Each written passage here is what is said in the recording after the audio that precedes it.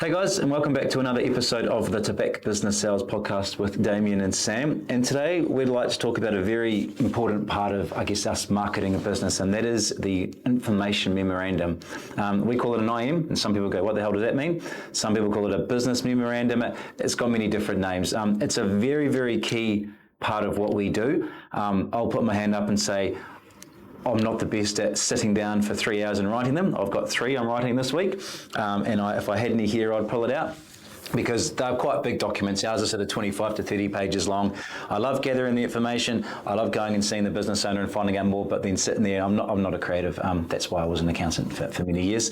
But it's a very important document because it is used by buyers, by their bankers, by their accountants. So we see it as a crucial part of what we do, don't we? We do indeed. And in fact, our IMs we can provide to a buyer so they can build a business plan when they go into their bank for funding. Really, really important. So in terms of what is an IM? Well, all it is, it provides the background of the business, when it started, where it's come from, how it's currently performing. And we always like to, try to illustrate, some salt that's left on the bread, what future opportunities are there for the new owner of the business. Look, it might be a business that's a pure yield play, but most businesses have growth. And a new owner will definitely talk about wanting to grow a business. So we try to cover those opportunities off in the IM. We cover off, we talk to, what tangible assets are in the business? What's the stock like? What are their stock turns? What are the intangibles? Things like, your staff turnover, your client list, how that's looking, your aged debtors, are they paying well enough? All of that stuff. A well-run business will have all of the stuff well and truly under control. In terms of the benefit of presenting a comprehensive, and we call it a comprehensive and compelling IM, it increases buyer engagement. And look, a buyer might read it and they might go, you know what, that just does not spin my wheels. And that's fine. Great. Yeah. Because it just instantly, they're not hassling you. We give them one call and they say, yeah, look, not for me. Okay, no problem. But more importantly, if it's quite a comprehensive IM, and, we do illustrate them and we've got photos of the premises and all of that good stuff, often a buyer will look at it and go, you know what, that does spin my wheels. It increases the buyer engagement. And one of the things that I certainly do, and to be fair to Sam, he is an accountant with an accountant background, an accountant's brain. I'm a bit more salesy, and I used to do pretty well in English at school. So I'm a reasonable wordsmith, and I don't mind, you've always got to be in the mood to sit down and put pen to paper or fingers on a keyboard for a few hours at a time. But, I'm pretty comfortable in doing that stuff. And collectively, we subscribe to places like the NBR Online, Business Desk. Like we get the press, obviously, Pacificon, which is a trades-related publication, and various social media and websites, to understand and keep abreast of what's going on in New Zealand and in New Zealand business, because that is very, very relevant. So all of that stuff makes it a little easier to talk about an industry and put a business into context within its industry. So that is why the IM is a really important part of the sales process. It should not just be a half a page and then the financials. That is not going to engage. We have seen it. It's not going to engage a buyer. I think what's really important is that this is reviewed by the vendor. Because quite often with vendors, there are some pieces of information they don't want to disclose, and that can be more of a due diligence part once we have an offer on the table. It could be customer names. Which for some industries, you don't want people getting out who your customers are. However, the last thing a buyer wants or their accountant or the bank wants to know is when we just get into DD and everyone's committed legal costs to get a contract in place, that 90% of your revenue is all going to one client and there's no contract in place.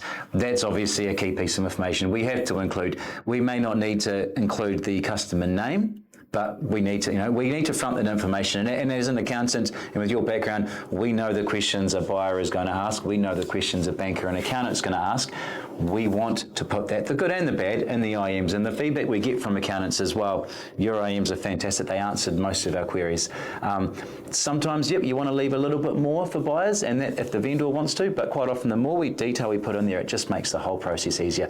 We're not wanting to give away your secret 5 herbs and spices recipe, but we also just want to really get that buyer hooked on the business. And as you mentioned, it's those growth opportunities. We want to do a page or two on, we quite often say to retiring owners, if you were 25 and wanted to double this, what would you do in the next 5 years? Oh, and they get really excited. I'd do this. That's what we want to put in the and we're not selling it based on that future earnings. We're not saying it's going to make this much money, so times that by 3 or 4. We're just saying this is what you can do to add a lot more to the bottom line. And it's often, or certainly it's not uncommon, once we finish our IM draft and the vendor reads it and they come back with, hey, that's fantastic. And often they'll say, I should buy it myself. It just... We do too, got a job. puts the business in a whole new light for them. And they actually do acknowledge that, and it's just part of the value that Tobacco can add to the process. And I think the key thing is we try to act as advisors to the vendor, but also we don't want to be going back and hassling the vendor every day with a whole bunch of different questions. We need to have asked a lot of those questions right up front. Absolutely. So that when we actually are in the sale process, we can cover off most of those answers with buyers and leave the vendor to do what they do best, and that is keeping their business running and making good profits so that the business doesn't start to slide because the vendor is distracted by the sale process. That's one of the key things that we say to every single vendor. Ignore the fact that you're on the market. You just keep running your business. And if you need to keep investing, if you need to replace a vehicle or whatever it is, you need to do it. Just keep going, hire staff, just keep going as if you haven't sold it, because you haven't sold it. You haven't sold it. And so who knows when, it might take 3 months, it might take 6, it might not sell. It might take 6 weeks. We've had all of those. So the IM is pretty important, and we kind of laugh and joke and we talk about doing irrigation 101 or advisory 101. It's all about understanding and getting to it's like a mini MBA within each of these businesses that we take on. Certainly learned a lot, haven't we, about all sorts of industries. Hugely. It's great fun. It's great fun. Basically, we need to learn as much about the business as possible. We're not a dating service. We're not just putting a couple of lines out there and then introducing the buyer to the vendor and hoping the vendor will sell the business themselves. That is absolutely not what we do, and that is not what any broker should do. We need to add value. We're earning money from a successful sale. We need to earn that money and make the vendor's life easier. And that's one of the sad tales that we do hear from time to time is that the broker didn't add a lot of value. We've not heard that about ourselves, but it is certainly a not uncommon refrain when we're chatting to vendors and accountants and solicitors. So we would hate that to ever be the case with us. And continuing the mini MBA theme, I actually did an MBA way back in the day, 1996, I think it was. And, you learn all about SWOT analysis, strengths, weaknesses, opportunities, threats. You learn about Porter's 5 forces. Now, these are quite theoretical and business, business-focused tools to use, but where appropriate, particularly for larger businesses, we introduce those within an IM. We talk about barriers to entry because these are all really important in determining, why is the multiple 3.8 and not 2.7? Well, actually, because there's far less risk because of blah, blah, blah, blah. And that's when these tools can come into play and are really, really helpful. So we can introduce all of that stuff into an IM. If it's a smaller business and relatively simple, we don't do that because the person who reads it probably doesn't know all about Porter's 5 forces. So, you've got to pick your moments. Absolutely. But, yeah. And look, content is king. Our IMs, we like to think, and based on the feedback we've had from accountants and bankers, it has the best content of all around the country. And that's of all our branches. We really take time into putting good content that we know buyers and accountants and bankers do need. There are some very fancy, glossy IMs out there by the competition. You'll notice that 2/3 of the IMs are actually marketing themselves, which I don't see as a bit pointless because buyers are reading that, not vendors. But anyway, we are 90% on the business. We just have everything that you need to know, the good, the bad and the ugly, and that's all information coming from the vendor that we sit down with them and obtain. So we want to know everything. We don't want to hear about any skeletons when we get halfway through DD. We want it all laid out to us, and that's actually not just the IM, that's when we're doing the appraisal. We need to know everything and find out everything we can. Quite often we've got so much information by providing the appraisal that we can almost write 2/3 of the IM, haven't we? Because we've already found out as much as we can about the business. Yep. Essentially, a comprehensive information memorandum, it just proves the credibility of the business in the eyes of a buyer.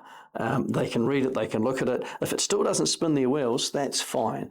But for that buyer who says, you know what, I can see myself getting in here, and they start to think about ideas and ways that they can help add some value to that business and learn about an exciting new industry for them, a good IM can achieve that. So yeah, that's probably the focus that we've got on why are we asking a vendor all of these questions. Well, we're doing it with a purpose in mind, and that's to optimize your chances of getting a sale over the line, and just as importantly, getting close to the asking price that we have put on the business when we market it. That's it. I mean, an information memorandum is almost like an open home for a house, right? That's, you focus on an open home, you stage the property, hopefully you stage the property, and, what people don't do is take down their family pictures, which I always find interesting.